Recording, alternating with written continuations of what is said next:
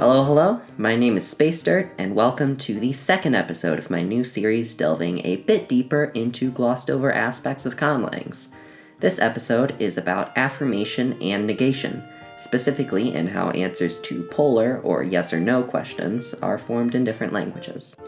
When I was just a young conlanger, starting to work on my first couple of languages, yes and no equivalents would often be some of the first words I made, coined on the fly, and they were used exactly as they were in English because I simply thought that all languages worked like that. Of course, that is not the case, and today we're going to talk about some of the ways that other languages handle answering polar questions. Keep in mind that languages can use more than one of the strategies discussed below, as they aren't mutually exclusive, and cultural considerations may also influence the way your speakers respond, like if they found a direct no offensive, for example. Anyway, let's get into it.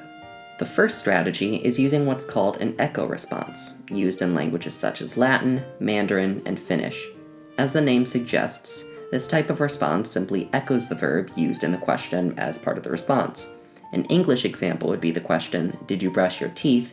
and the response, "I did" or "I didn't." The second strategy is something we can call an agreement-disagreement strategy, which can appear to be quite similar to the English polarity particle system. The key difference here is that rather than encoding the polarity of the statement, agreement-disagreement systems encode the perceived truth value of the statement. Examples include Japanese and, once again, Latin. For instance, in Latin, one could use the adverbs minime, meaning not at all, to mean no, and ita, meaning thus, short for ita est, to mean yes. Finally, there's our comfortable polarity particle system, where the response reflects the perceived polarity of the statement. However, the English equivalents of yes and no aren't the only options here, and some finer distinctions can be made to avoid ambiguity.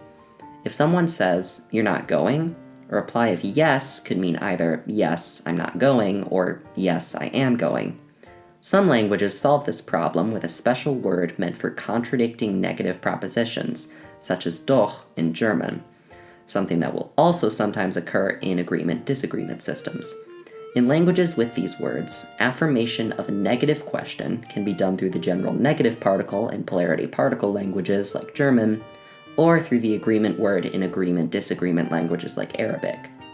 Some languages will go even further and make a four-part distinction, with affirmation and negation words for affirmative and negative questions, as was done in earlier forms of English. Another thing to take into account is the possibility that polarity particles can be used as more than just response particles, like how the affirmative particles are used adverbially as intensifiers in German and Spanish. In contrast to the other strategies discussed here, polarity particles can be a little less transparent etymologically.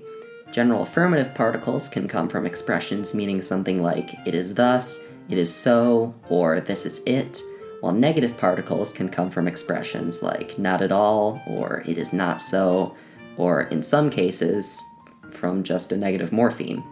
For contradictory answers, they could come from an adverb meaning still, though, or nevertheless. The word for why in Persian is also frequently used in this way as a shortening of why not.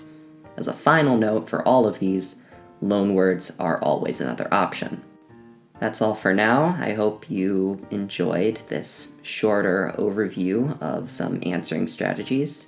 Thanks for watching, please subscribe, and this is Space Dirt signing off.